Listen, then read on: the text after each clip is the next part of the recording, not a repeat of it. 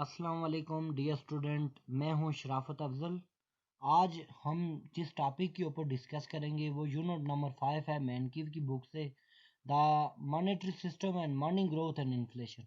तो आज हम इसको डिटेल के साथ डिस्कस करेंगे कि मॉनेटरी सिस्टम क्या होता है, मनी ग्रोथ क्या होती है और उससे इन्फ्लेशन के ऊपर क्या इम्पेक्ट पड़ता है।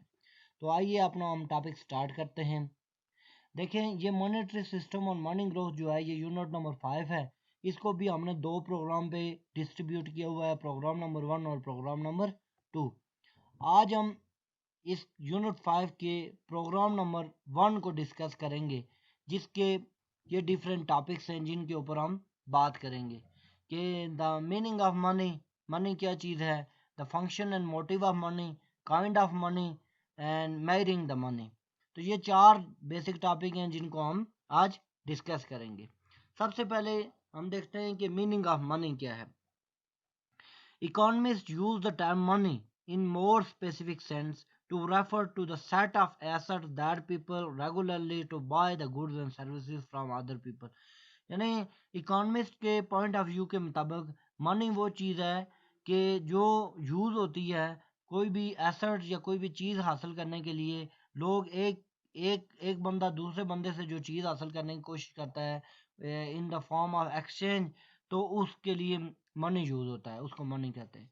इसके अलावा अगर हम देखें तो क्लासिकल जो पॉइंट ऑफ व्यू से money is anything which is generally acceptable. वो चीज़ जो जनरली एक्सेप्टेबल हो, लोग उसको जो है यूज़ करें फॉर मीडियम ऑफ एक्सचेंज के लिए, चीज़ें ख़रीदने के लिए, उसको हम मनी कहते हैं। इसके अलावा क्लासिकल पॉइंट ऑफ व्यू से ये भी है, फिशर की इक्वेशन है कि money is anything which always create a inflation. Money वो चीज़ है जो सिर्फ क्या करती है, इन्फ्लेशन की क्रिएट करती है, यानी महंगाई करती है। अदर देन इसका कोई पर्पज़ नहीं है और इसको as a medium of exchange use किया जाता है। तो ये डिफरेंट इकोनॉमिस्ट हैं जिसने डिफरेंट इनकी डेफिनेशन दी है। इस तरह कीनेसियन स्कूल ऑफ थाट ये कहता है कि money is anything which is use ये with is use for transaction purpose and use for to purchase the other assets. तो मनी ऐसी चीज़ है कि जो ट्रांजैक्शन पर्पस के लिए यूज़ होती है कीनेसियन स्कूल ऑफ थाट के मुताबिक, और इसके अलावा मनी से हम अदर एसेट्स जो होते हैं उनको भी परचेज कर सकते हैं। अब देखें कि क्या चीज़ है, मसलन मनी के थ्रू हम जो है ना लाइफ स्टॉक है या मेटल्स हैं, सिगरेट्स हैं, ग्रेन्स हैं, ये शेल्स, ये सारी चीज़ें जितने भी हैं, ये एग्जांपल है कि ये चीज़ें जो हैं मसलन बफालो जिस बंदे के पास होगी, हम उसको क्या करेंगे, ये काऊ है, ये लाइफ स्टॉक है, तो उसको हम मनी देंगे और वहाँ से उससे हम मिल्क लेते हैं। इस तरह सिगरेट की फैक्ट्री है, वहाँ पे मनी प्रोवाइड करता है एक बंदा, वो जाके सिगरेट लेता है। इससे ग्रेन है, ये शेल्स है, ये सारी चीज़ें जो होती हैं ये डिपेंड करती है कि हमारे पास जितना पैसा है हम उनको खरीद सकते हैं। अब देखें, अगर हम मनी के मीनिंग्स में जाएं तो मनी, इनकम और वेल्थ, ये तीन चीज़ें हैं, मनी, इनकम और वेल्थ। मनी क्या चीज़ है, which is accepted as payment, वो चीज़ जो पेमेंट पर्पज़ के लिए यूज़ होती है। अब क्या है कि अक्सर हम जो है ना ये भूल जाते हैं कि इनकम क्या चीज़ है, वेल्थ क्या है, मनी क्या है। तो मनी ऐसी चीज़ which is use for payment purpose. कोई भी चीज़ खरीदते हैं, ऑन द स्पॉट आप जाके मनी उसको देते हैं और वो उसके बदले में आपको चीज़ दे देता है। इनकम क्या है कि वो एफर्ट जो आप लगाते हैं और एक ख़ास टाइम पीरियड के अंदर आप अर्न करते हैं, उसको आपकी इनकम कहते हैं। तो इनकम के बारे में मैंने आपको बताया भी कि इनकम दो तरह की होती है, डिस्पोजेबल इनकम और आपकी पर्सनल इनकम। तो एक साल के अंदर अंदर जितना भी बंदा एफर्ट करता है, हार्ड वर्किंग करता है, उसके बाद उसको जो पैसे मिलते हैं उसकी एक एनुअली या ईयरली इनकम होती है। जिस तरह एक टीचर है वो जाके टीचिंग करता है, उसको मंथली सैलरी मिलती है। तो एनुअली उसकी जो टोटल जो सैलरी होती है उसमें से टैक्स डिडक्ट करने के बाद उसकी जो इनकम होती है उसको डिस्पोजेबल इनकम कहते हैं। अदरवाइज वो उसकी इनकम होती है। वेल्थ क्या होती है, अकोमुलेटेड एसेट्स एट पर टाइम इन पीरियड, यानी वो चीज़ जो किसी बंदे ने खुद ना कमाई हो बल्कि उसको विरसे में मिले, उसको हम वेल्थ कहते हैं। मतलब उसका बाप दादा अमीर थे, जब वो फोत हो गए तो उसकी उनकी जो क्या नाम है, उनकी आमदन थी या उनके पास जो एहसास थे वो क्या हो जाए कि नेक्स्ट जो जनरेशन है उसमें ट्रांसफ़र हो जाए, तो उसको हम वेल्थ कहते हैं। अब देखें dear student, functions of money में हम जाएं तो मनी के फंक्शन कौन कौन से हैं। देखें इसमें 4 टाइप के फंक्शन लिखे होंगे कि स्टोर ऑफ वैल्यू है, स्टैंडर्ड फॉर डिफरेंट पेमेंट है, यूनिट ऑफ अकाउंट है और मीडियम ऑफ एक्सचेंज है। अब इनको हम वन बाय वन डिस्कस करते हैं। स्टोर ऑफ वैल्यू क्या है? To act as a store of value, money must be able to repay saved, stored, and retrieved, and predictable use as a medium of exchange when it is retrieved. The value of money must be remain stable over the time. Some have argued that inflation, by reducing the value of money, diminishes the ability of money by function as the store of value.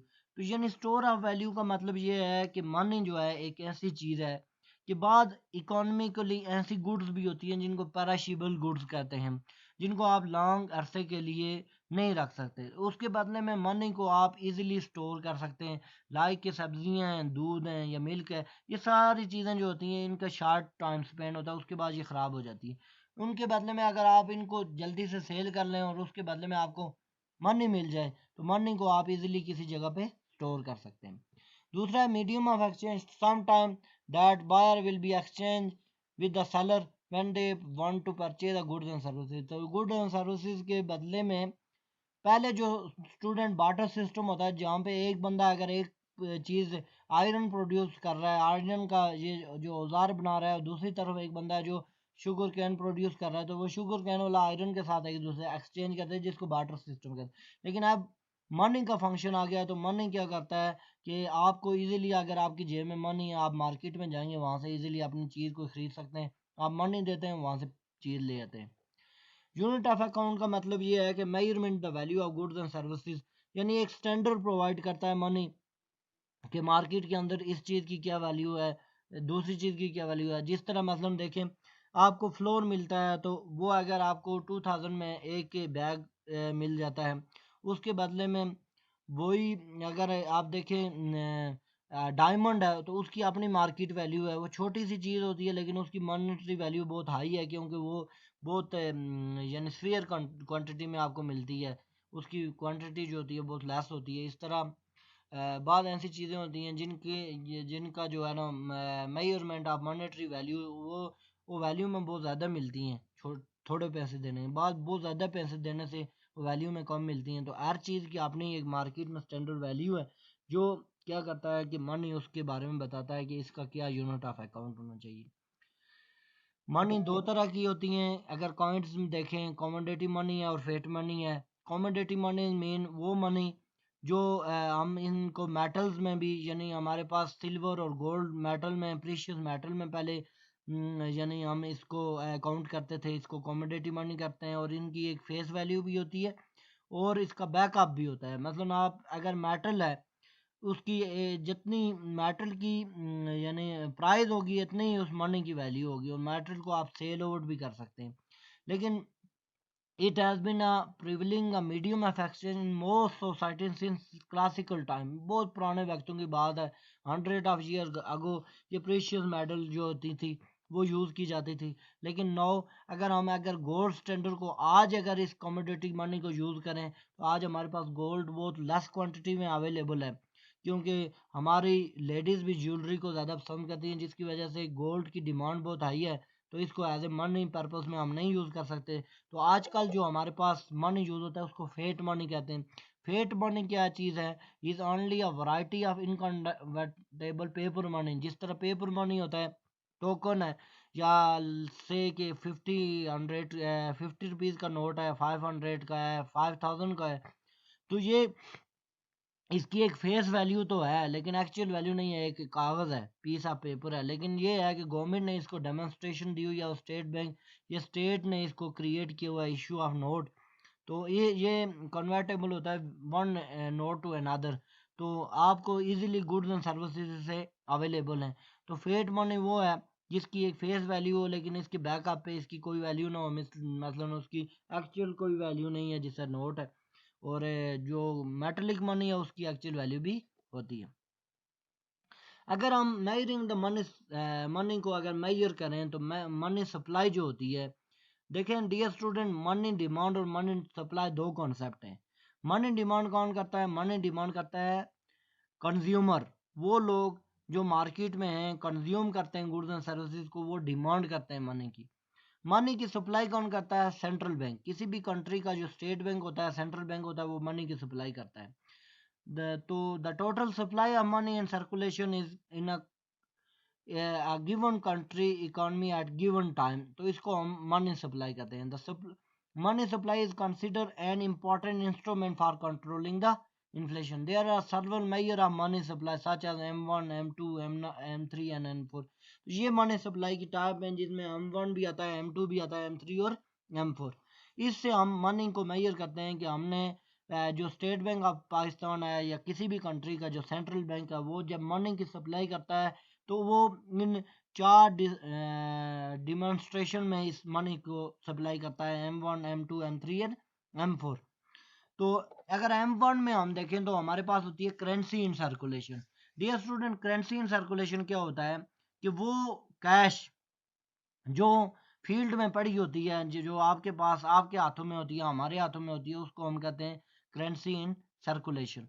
Plus demand deposit, जो आपने bank के अंदर demand deposit, जो DD आप लेते हैं, जिस तरह आपको पता होगा डीडी आप लेते हैं, डिमांड डिपॉजिट या सीडीआर जिसको कहते हैं, तो ये वो मनी।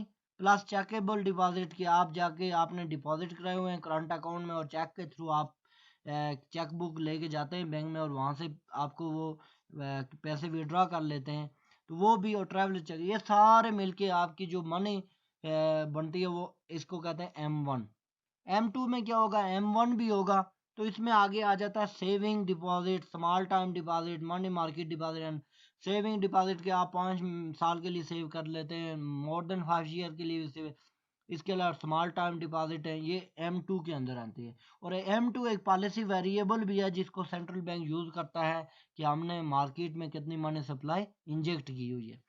तो आप देखें कि ये M2 है जिसमें सेविंग डिपॉजिट। अब देखें डियर स्टूडेंट, जो सेविंग डिपॉजिट है उसका रेट ऑफ रिटर्न है, लेकिन M1 के अंदर जो मनी इन सर्कुलेशन है उसका रेट ऑफ रिटर्न नहीं है, उसके ऊपर आपको इंटरेस्ट रेट नहीं मिलता। M3 के अंदर जो है M2 भी आ जाता है और अदर स्टाफ जो है, ये सारे मॉनेटरी वैल्यूएबल मिलके हमारे पास जो है ये आ जाता है। तो डियर स्टूडेंट, आज हमने जो जो टॉपिक कवर किए, मैं आपको बताया कि मनी क्या चीज़ होती है, टाइप्स कितनी है मनी की, मनी के फंक्शंस क्या हैं, और फिर मनी मनी को हम कैसे मेजरमेंट करते हैं। तो उम्मीद है कि ये वीडियो आपको बहुत पसंद आई होगी। आप कमेंट्स बॉक्स के अंदर कमेंट्स लिख सकते हैं। अगर कोई किसी किस्म की प्रॉब्लम हो इसमें, तो आप इजीली फ्रीक्वेंटली कांटेक्ट कर सकते हैं। Thank you very much for seeing my this video. अल्लाह हाफिज़।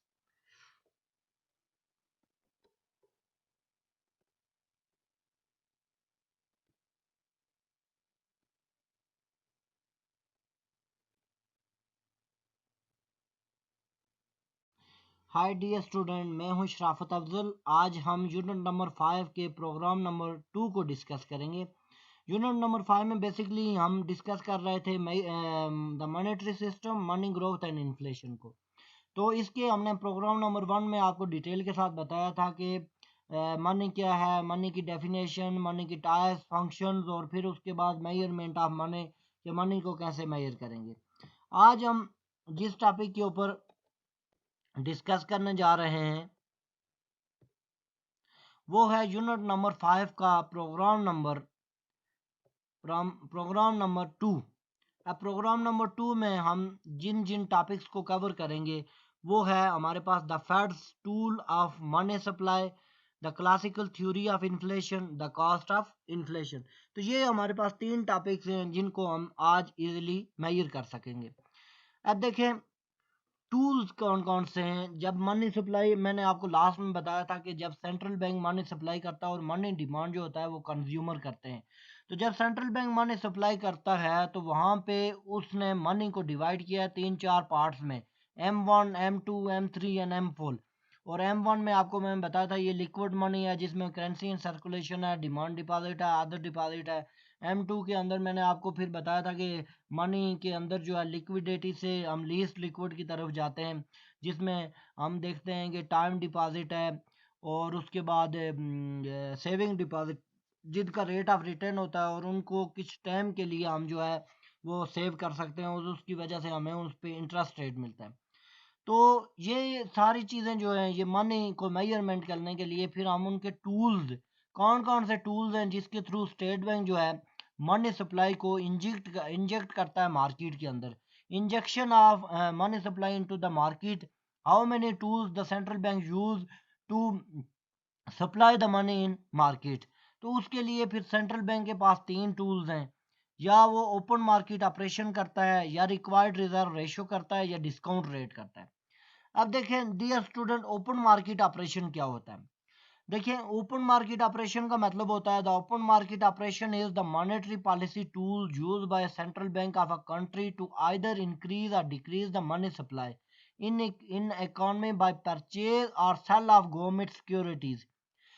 अब डियर स्टूडेंट, गवर्नमेंट के पास सिक्योरिटी बॉन्ड्स होते हैं। अब क्या होता है कि जब सेंट्रल बैंक को मनी सप्लाई को इंक्रीज करना होता है, तो सेंट्रल बैंक ने जो बॉन्ड्स से ओपन मार्केट में रखे होते हैं, जो डिफरेंट कमर्शियल बैंक को दिए होते हैं, वो बॉन्ड वापस सेंट्रल बैंक परचेज कर लेता है और उसके बदले में मनी सप्लाई इंक्रीज हो जाती है। सेंट्रल बैंक अनाउंस करता है कि लाइक आजकल गवर्नमेंट ने अनाउंसमेंट की हुई है कि 25,000 वाले जो बॉन्ड्स हैं वो अब उनकी मार्केट वैल्यू नहीं है और फ़ौरन जल्द अज जल्द इस डेट तक वो जमा करा दें। तो आप देखें जो 25,000 के जो बॉन्ड्स हैं, अगर लोग जाके कमर्शियल बैंक्स में जमा कराएंगे तो उसके बदले में 25,000 उनको मिल जाएगा और बॉन्ड गवर्नमेंट के पास चले जाएंगे। तो इसका मतलब ये हुआ कि यहाँ पे जो डोमेस्टिक करेंसी है, जो रुपीज़ हैं, वो उसकी मार्केट में सप्लाई बढ़ जाएगी और बॉन्ड जो है वो वापस तक कर दिए हैं सेंट्रल बैंक ने। ऑन एंड अदर एंड ये होगा कि अगर सेंट्रल बैंक क्या करें कि वो कहे कि वो मार्केट के अंदर बॉन्ड ज़्यादा फेंक दे 25,000 के, तो लोग ज़्यादा से ज़्यादा उनको कहेंगे बॉन्ड खरीद लेंगे और 25,000 जो है वो 25,000 लोग जाके सेंट्रल बैंक में जमा करा के उससे बॉन्ड ले लेंगे। तो वो जो बॉन्ड होगा वो अब लोगों के पास आ गया और 25,000 जो है वो किसके पास चला गया, बैंक के पास। तो इसका मतलब ये हुआ कि मनी सप्लाई जो है वो क्या हो गई, डिक्रीज हो गई। और इसको अदर टर्म में हम कह सकते हैं कि जब बॉन्ड गवर्नमेंट परचेज कर लेती है और लोगों के पास मनी ज़्यादा आ जाए तो इसको एक्सपेंशनरी मॉनेटरी पॉलिसी कहते हैं। और अगर बॉन्ड जो है वो लोग खरीद लें और पैसे वापस सेंट्रल बैंक के पास चले जाएं तो इसको कॉन्ट्रैक्शनरी मॉनेटरी पॉलिसी कहते हैं। द सेकंड जो हमारे पास इसका टूल है वो है required reserve ratio. The required reserve ratio is the percentage of deposit that bank is required to hold the reserve or fund that are not allowed to be loaned. देखें dear student, जब आप में से कोई भी बंदा, कोई person जब जाके अकाउंट खुलवाता है बैंक में, तो उसके बदले में मसलन से कि आप 100 रुपीज़ बैंक में जमा कर देते हैं। तो जब 100 रुपीज़ जमा कर देते हैं बैंक में और आपका अकाउंट खुल जाता है, तो उसमें से सेंट्रल बैंक ने कमर्शियल बैंक के साथ एक रिक्वायर्ड रिजर्व रेशो रखी होती है, वो से कि उसने 10% रखी हुई है। तो 100 का 10%, इसका मतलब है कि 10%, 10 रुपये जो हैं 100 में से, वो किसके पास चले जाएंगे, सेंट्रल बैंक। बाकी कमर्शियल बैंक के पास 90 रुपीज़ रह जाएंगे। तो वो रिक्वायर्ड रिजर्व रेशियो जो है ये भी एक टूल है सेंट्रल बैंक का to control the money supply. अगर central bank required reserve ratio 10% के बजाय 20% कर दे तो इसका मतलब ये हुआ कि 80 रुपीज़ जो है वो कमर्शियल बैंकों के पास रह जाएंगे और 20 रुपीज़ कौन ले लेगा, सेंट्रल बैंक ले लेगा। तो अब रुपीज़ कम हो गए ना, पहले 90 थे अब 80 हो गए। तो इसका मतलब ये है मार्केट के अंदर जो मूवेबल करेंसी है वो 80 रह गई है।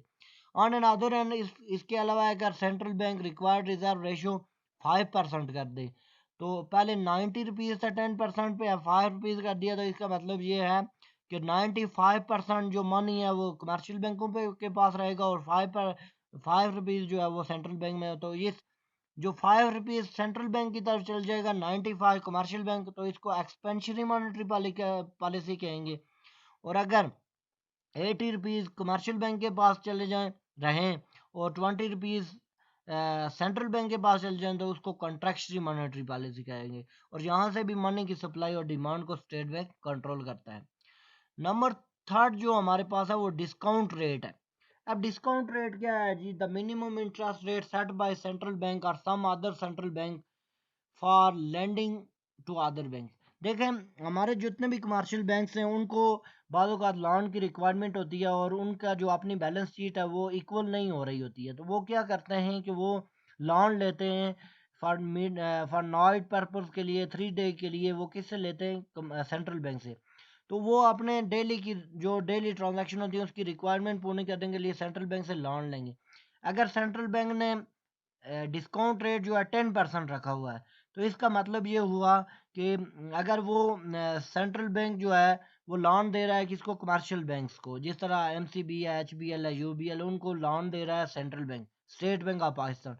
तो अगर 10% पे लोन दे रहा है, तो अगर मतलब से कि हम एक एग्जांपल ले लेते हैं कि 100 रुपीज़ वो लोन देता है, तो 10% का मतलब कि 10% उन पे वो चार्ज कर रहा है डिस्काउंट रेट। अगर वो डिस्काउंट रेट बढ़ा के 20% कर दे, तो आप देखें डिस्काउंट रेट बढ़ गया तो कमर्शियल बैंक सेंट्रल बैंक से पैसे लोन नहीं लेंगे, क्योंकि डिस्काउंट रेट बहुत हाई है, तो वो कहेंगे कि हमें इससे बेनिफिट नहीं है बल्कि लॉस है। अदरवाइज तो वो कॉन्ट्रैक्शनल मॉनेटरी पॉलिसी। इसके अलावा अगर सेंट्रल बैंक बैंक जो है कमर्शियल बैंक को लोन 5% पे दे या 2% पे दे, तो आप वो इजीली लोन लेंगे और इसको यूज़ करेंगे और मार्केट में ये नोट्स की जो सप्लाई है वो बढ़ जाएगी। इसको एक्सपेंशनरी मॉनेटरी पॉलिसी भी कहते हैं और मनी सप्लाई भी, इंक्रीज ऑफ मनी सप्लाई भी कहते हैं। अब देखें क्लासिकल जो थ्योरी है मनी के बारे में, उसके बाद सेज लॉ क्या कहता है? सेज लॉ वो कहता है कि सप्लाई क्रिएट ऑन डिमांड। तो क्लासिकल हमेशा, मैंने आपको पहले भी बताया कि वो कहते हैं कि हमेशा मार्केट जो होती है वो सप्लाई साइड से स्टार्ट होती है। आप किसी भी चीज़ की सप्लाई बढ़ाएं तो डिमांड ऑटोमेटिकली बढ़ जाती है। वो कहते हैं मनी की सप्लाई बढ़ाएं, डिमांड ऑटोमेटिक। और दूसरा वो कहते हैं कि फुल एम्प्लॉयमेंट, के वो कहते हैं कि मार्केट में परफेक्ट इंफॉर्मेशन है, हर बंदे को सब कुछ पता है, हर चीज़ के बारे में, इकोनॉमी के बारे में पता है, तो वो जो है ना मार्केट में ऑलवेज फुल एम्प्लॉयमेंट रहती है। अब क्लासिकल थ्योरीज जो है मनी सप्लाई के लिए, उनमें एक है क्वांटिटी थ्योरी ऑफ मनी और second one is a Cambridge equation. Quantity theory of money क्या कहती है? The quantity theory of money argues that the size of money supply influence the price of goods. कि जितनी आप money supply बढ़ाएंगे तो price क्या होगी? बढ़ेगी। मनी सप्लाई कम करेंगे तो प्राइस कम होगी। The quantity theory of money sometime called the QTM says that price rise when there is more money in economy and they fall when there is less money in economy। तो वो अगर हम देखें तो money supply, ये उनकी assumptions हैं, hypothesis हैं कि मनी सप्लाई क्रिएट इन्फ्लेशन। जो मैंने आपको पहले भी बताया कि क्लासिकल जो वो कहते हैं कि मनी सप्लाई जितनी बढ़ाएंगे तो इन्फ्लेशन बढ़ेगी। The money supply of money is exogenous. Exogenous का मतलब ये होता है डियर स्टूडेंट के कोई भी चीज़ जो फिक्स हो, जिसको हम खुद चेंज करें, वो ऑटोमेटिकली चेंज ना हो बल्कि हम अपनी मर्जी से चेंज करें। The demand for money as reflected in velocity as the stable function of nominal income, interest and so forth. तो ये डिमांड मैंने आपको बताया भी है कि डिमांड कौन करता है? कंज्यूमर करते हैं। और सप्लाई कौन करता है? State bank. तो स्टेट बैंक के पास मनी सप्लाई जो होती है वो एक्सोजनस वेरिएबल होता है। अब देखें फिशर क्या करता है। आइवरी Fisher is the quantity theory of money, इसने दी थी 1911 में। तो ये कह रहा था कि क्या कहता है? Determine by the institution and technology future. ये क्या कहता है? Nominal income is equal to P Y determinant by M. तो classical assume that Y is fairly constant. तो P is directly proportional to M. इसका मतलब क्या हुआ कि M V is equal to P T. M क्या है? हमारे पास मनी सप्लाई है। वी उसकी वेलोसिटी ऑफ मनी है, velocity of circulation of money. P क्या है? Price, average price of transaction. और टी जो है नंबर ऑफ ट्रांजैक्शन। तो ये पी टी को हम मिला के हमारे पास जो नॉमिनल इनकम बनती है, जिसको हम जीडीपी भी कहते हैं। तो एम हमारे पास मनी सप्लाई और वी वेलोसिटी है। तो फार्मूला देखें, M multiply by V is equal to P multiply by T, where M is money supply, V is the velocity of money, P is the average price और T is number of transaction in an economy. अब देखें यहाँ mathematical calculation में M V is equal to P T. Suppose that हमारे पास M money supply जो है वो 1000 है और वी वेलोसिटी हमारे पास 4 है। पी जो है हमारे पास प्राइस जो है यानी इन्फ्लेशन रेट वो 2 है और हमारे पास टोटल ट्रांजैक्शन ऑफ जो मनी है, जो हम चीज़ें गुड्स एंड सर्विसेज खरीद रहे हैं, वो 2000 है। तो M V is equal to P T. अगर हमारे पास रुपीज़ एम जो है मनी सप्लाई 1000 बढ़ा रहे हैं, वेलोसिटी 4 है, इधर हमारे पास प्राइस जो है 2 है और जो गुड्स एंड सर्विसेज खरीद रहे हैं वो 2000 है, तो ये 4000 ये हमारे पास टेबल होगी। Suppose that M increase 5% from 1000 to 1500 and price decrease from 50% from 2 to 3. तो अब देखें कि अब देखेंगे एम हमारे मनी सप्लाई हमने बढ़ा दी है, स्टेट बैंक ने बढ़ा दी है। पहले वो मनी सप्लाई थी 1000 यानी 1000 के नोट उसने क्या किए थे, इशू किए थे। अब वो 1500 के बराबर के नोट इशू कर रहे हैं और उस वक्त उसकी वेलोसिटी जो है यानी एक सेकंड के अंदर एक नोट कितने बंदों के हाथों से गुजर के जाता है, कोई भी नोट हो 50 रुपए का हो 100 रुपए का हो, वो है 4, यानी एक सेकंड में 4 बंदे एक नोट उनके पास से गुजर के जाता है। इज इक्वल टू 2, हमारे प्राइस 2 ही है और क्वांटिटी भी 2 है। तो अब देखें 6000 तो ये एम मनी सप्लाई सिर्फ क्या बढ़ाती है, प्राइस बढ़ाती है, वेलोसिटी और टी कांस्टेंट है। तो इसका मतलब ये हुआ कि क्वांटिटेटिव थ्योरी ऑफ मनी कहती है कि money is directly proportional to price. Directly proportional का स्टूडेंट ये मतलब होता है कि मनी बढ़ती है तो प्राइस बढ़ती है, मनी कम होती है प्राइस बढ़ती है, प्राइस कम होती है। अदर जो वेरिएबल हैं अदर देन जो नॉमिनल वेरिएबल, प्राइस भी नॉमिनल है और मनी भी नॉमिनल। नॉमिनल वो वेरिएबल होते हैं कि जो जिनकी मार्केट एक फेस वैल्यू होती है, और रियल वेरिएबल जो मार्केट में एग्जिस्ट करते हैं, लाइक कि हम बिल्डिंग बना रहे हैं, ये हमारे पास नई बिल्डिंग है, प्रॉपर्टी है, हाउसिंग है, ये सारे रियल वेरिएबल है। नॉमिनल वेरिएबल क्या है, जैसा ये टेलीनार सर्विसेज जितनी भी हैं, टेलीनार की कंपनी है, यूफोन है, वेरिड है, ये सारे जो हैं वो नॉमिनल वेरिएबल है। इसका प्राइस नॉमिनल वेरिएबल है और मनी भी नॉमिनल वेरिएबल है, इसकी कोई मार्केट वैल्यू नहीं होती। तो मनी को जितना बढ़ाएंगे तो उसकी वजह से प्राइस बढ़ेगी और money is directly proportional to price, other thing are remain constant. तो इसको हम कहते हैं क्वांटिटी थ्योरी ऑफ मनी। अब देखें कैम्ब्रिज इक्वेशन क्या कहती है कि the alternative version known as cash balance version was developed by the group of Cambridge economist in 1900। उन्होंने जो है इन्होंने क्या किया, जिसमें पीगो आ गया, मार्शल आ गया, रॉबर्टसन आ गया, केनेडियन, तो इन्होंने मनी को और भी आगे ब्रॉड कर दिया कि मनी से हम क्या चीज़ खरीद सकते हैं। क्लासिकल ने कहा कि money is use for only transaction purpose, यानी हम क्या कर सकते हैं, मनी सिर्फ और सिर्फ इन्फ्लेशन पैदा करती है, अदरवाइज कोई नहीं उससे चीज़ें खरीद सकते। लेकिन ये जो नए इकोनॉमिस्ट हैं, पीगो है, मार्शल है, रॉबिन्सन है, केनेडियन है, इन्होंने मनी को आगे मजीद जो है इसके ग्रुप में तकसीम किया गया है कि हम क्या कर सकते हैं कि money is the store of wealth and medium of exchange. पहले तो हमें मीडियम ऑफ एक्सचेंज, क्लासिकल भी यही कहते हैं कि मनी को यूज़ करेंगे मीडियम ऑफ एक्सचेंज, लेकिन इन्होंने एक और चीज़ का इजाफा किया कि स्टोर ऑफ वेल्थ। अब स्टोर ऑफ वेल्थ का क्या मतलब है कि हम मनी से सिर्फ हम मनी को जो है सिर्फ मीडियम ऑफ एक्सचेंज में नहीं यूज़ कर सकते हैं, बल्कि मनी से हम प्रॉपर्टी खरीद सकते हैं, बिल्डिंग्स खरीद सकते हैं, प्लाट्स खरीद सकते हैं, बॉन्ड खरीद सकते हैं, बाकी चीज़ें खरीद सकते हैं। तो money is very important and useful tool for purchase other then goods and services of economy. तो M D is equal to K P Y. तो यहाँ पे देखें कि मनी डिमांड इज फंक्शन, के हमारे पास कांस्टेंट है, पी प्राइस है और वाई हमारे पास इनकम है जिसको हम जीडीपी कहते हैं। Where Y is the physical level of aggregate or national output, P is the average price and K is the proportion of national output of income that people want to hold. कि कितने, तो कितनी चीज़ें बंदा hold कर सकता है, ये सारी किस में आती हैं, मनी में आती हैं। अब देखें इन्फ्लेशन क्या है। Inflation is sustain increase in general price level of goods and services over the period of time. जो गुड्स एंड सर्विसेज में इन्फ्लेशन क्या है कि प्राइस लेवल जो बढ़ जाता है उसकी वजह उसको इन्फ्लेशन कहते हैं। अब कास्ट ऑफ इन्फ्लेशन के अंदर कौन कौन सी कास्ट आती है, नंबर 1 मेन्यू कास्ट है, नंबर 2 शूज लेदर कास्ट है, number 3 loss of purchasing power है, number 4 redistribution, number 5 other cost है। तो अब हम मेन्यू कास्ट की बात करें तो इसमें देखें कि मेन्यू कास्ट में हम देखते हैं कि जब भी हम किसी बड़े होटल में जाते हैं तो जब हम देखते हैं तो हमें एक मेन्यू थमा दिया जाता है जो हमारे हाथ में होता है और उसमें डिफरेंट फूड की प्राइस लिखी होती हैं कि बर्गर कितने का है, पिज़्ज़ा कितने का है, सैंडविच कितने का है, ये सारी चीज़ें वहाँ पे मेंशन होती हैं।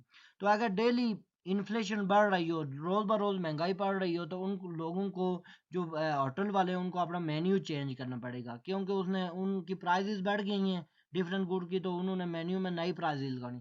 जब नई प्राइजेज लगाएंगी तो वो कस्टमर के लिए भी कॉन्फिडेंस नहीं होगा, तो उसकी वजह से जो कास्ट बढ़ जाती है उसको मेन्यू कास्ट कहते हैं। 1 रुपया कहते हैं कि 1 रुपया अगर कोई भी गुड्स एंड सर्विसेज महंगी हो जाए, प्रोडक्ट महंगी हो जाए, तो उससे 10 कस्टमर भाग जाते हैं।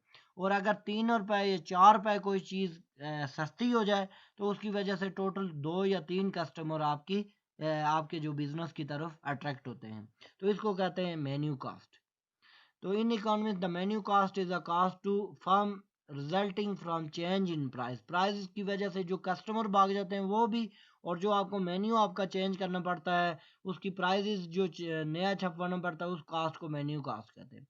शू लेदर कास्ट क्या चीज़ होती है? Shoe leather cost refer to cost of time and effort that people spend trying to contract the effect of inflation. देखिए, जब रोज़ बरोज़ महंगाई बढ़ती जाएगी, मनी सप्लाई की वजह से आपको पता है इन्फ्लेशन बढ़ती है, तो क्या होगा कि आप डेली बैंक्स में जाएंगे और वहाँ से पैसे निकाल के लाएंगे, डेली डेली आपके चक्कर लगेंगे बैंक्स में। तो ये क्या होगा, उसकी वजह से आपके जूते फट जाएंगे। तो वो जो जूते फेंकने की कास है उसको शू लेदर कास कहते हैं। जिस तरह इस डायग्राम में आप देख रहे हैं कि बंदे का ये जो दायां जूता है वो फट गया है। तो इसकी वजह क्या है कि वो डेली बैंक में जा रहा है, जिसकी वजह से उसको इन्फ्लेशन की वजह रोज नए पैसे निकालने पड़ते हैं जाके। तो उसकी वजह से जो उसकी कास्ट है उसको शू लेदर कास्ट कहते हैं। Purchasing power of money: when wages increase less than the rate of inflation, तो people lose purchasing power। देखें, 20 रुपीज़ है आपके पास, तो 20 रुपीज़ में अगर 1988 में, जिस तरह हमारे पुराने बुजुर्ग लोग कहते हैं कि जब हमारे दौर में थोड़े से पैसों से बहुत ज़्यादा चीज़ें मिलती, तो ये बास्केट में देखेंगे बहुत ज़्यादा चीज़ें मिली हुई हैं 20 रुपीज़ में। 2005 में देखें ये चीज़ें और घटना शुरू हो गई। 2013 में देखें तो वो बिल्कुल ही कम हो गई। आज 2020 है, तो उसमें तो ये 20 रुपए में तो बहुत कम माइनर चीज़ मिलेगी। तो उसकी वजह से क्या हुआ है कि मनी की सप्लाई बढ़ने से परचेजिंग पावर भी लोगों की कम हो गई है। अब देखें, with the inflation redistribution of wealth. देखें, with the these segments in society which on physically asset property or stock benefit from prizes of their holding going up, while those who seek to acquire them will be need to pay a more for them। तो देखिए, money में कुछ loser होते हैं, कुछ winner होते हैं। वो लोग जिन्होंने फिजिकल प्रॉपर्टीज लगी हुई उनकी तो प्रॉपर्टी की वैल्यू बढ़ रही है, लेकिन वो लोग जिन्होंने बैंकों में जाके आपने पैसे डिपॉजिट कराए हुए हैं, जमा कराए हुए हैं, तो उनके नॉमिनल मनी हैं जिनकी वैल्यू रोज़ ब रोज़ कम होती जा रही है, यानी उनका डिस्काउंट वैल्यू कम होती जा रही है, तो वो लूजर हैं। और वो जो रियल प्रॉपर्टी और स्टॉक रखने वाले लोग हैं वो बेनिफिट में आ रहे हैं और वो विनर हैं। तो इस तरह इन्फ्लेशन जब करती है तो कोई लोग लूजर होते हैं और कोई विनर होते हैं, जिसकी वजह से वेल्थ की रीडिस्ट्रीब्यूशन हो जाती है। अदर कास्ट में देखें कि हमारे पास when prices are rise quickly people will buy durable and non perishable goods quickly as the store of wealth to avoid the losses expected from decline the purchasing power of money. They can create a shortage of ordered goods and remove the economy from efficient equilibrium. तो आप देखें क्या करते हैं कि जब day by day लोग देखते हैं कि मार्केट में मनी की वैल्यू कम हो रही है, तो वो मनी की जगह अदर देन जो ड्यूरेबल गुड्स एंड सर्विसेज खरीदने की कोशिश करते हैं, जिसकी वजह से क्या होता है, उन गुड्स एंड सर्विसेज की डिमांड बढ़ जाती है और सप्लाई कम हो जाती है। तो ये रेड जो है वो डिमांड है और ये जो ग्रीन है ये हमारी सप्लाई है। तो आप देखें, डिमांड बढ़ने की वजह से ये जो इक्विलिब्रियम में मार्केट थी वो अब डिस इक्विलिब्रियम में चली जाएगी। तो ये भी एक लोगों के लिए कास्ट है, जो लोग दूसरे लोग खरीदना चाहते हैं चीज़ उनको मिल नहीं रही है। ये भी एक मनी की कास्ट है जिसे इन्फ्लेशन रेट बढ़ती है। तो dear student, thank you so much. आज हमने जिन टॉपिक को कवर किया है उसमें आपको मैंने बताया है कि जो मनी के जो है चैनल कौन से हैं जिनके थ्रू सेंट्रल बैंक मनी को सप्लाई करता है। उसके बाद इन्फ्लेशन के बारे में हमने चेक किया कि इन्फ्लेशन क्या होती है, उसकी कास्ट क्या है, और इन टॉपिक को कवर किया है। उम्मीद है कि आपको ये मेरी वीडियो अच्छी लगी होगी। और अगर आपको इस वीडियो में कोई प्रॉब्लम हो, कोई कॉन्फ्लिक्ट हो, तो आप इजीली मेरा स्क्रीन पे नीचे कॉन्टैक्ट नंबर दिया होगा, वहाँ पे आप इजीली असेस कर सकते हैं।